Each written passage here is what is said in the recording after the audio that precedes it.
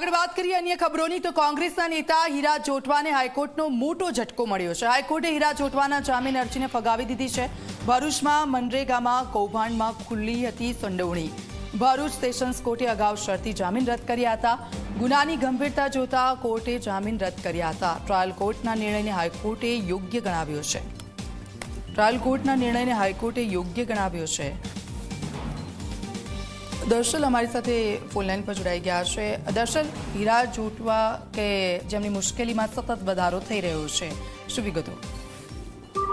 જી દીદી, કોંગ્રેસ નેતા હીરા જોટવાને હાઈકોર્ટે આ મોટો ઝટકો આપીને તેના જે અરજી કરી હતી તે રદ કરી છે અને ગુનાની ગંભીરતા જોતા એ ટ્રાયલ કોર્ટે જે જામીન રદ કર્યા હતા તે ટ્રાયલ કોર્ટ જામીન યથાવત રાખ્યા છે। અને જે પ્રકારે આ ભરૂચમાં 7 કરોડથી વધુના એ મનરેગા કૌભાંડની વાત છે, જેમાં હીરા જોટવા જે અંદર જે સંડોવાયેલા હતા તેને અગાઉ જે છે 12 ડિસેમ્બરે ભરૂચ સેશન કોર્ટે કહી શકાય છે કે હીરા જોટવા અને તેના પુત્રના એ શરતી જામીન રદ કર્યા હતા।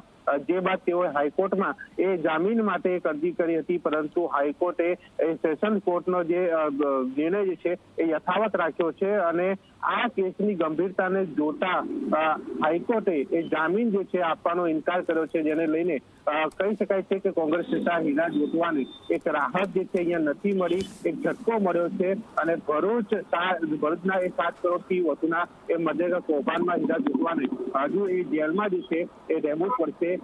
અને આ પ્રકારે આખી જે ટ્રાયલ જે છે એ નિર્ણય જે છે કોર્ટનો એ જોવા મળ્યો છે કે જેમાં આ હીરા જોટવાને એક મોટો ઝટકો મળ્યો છે।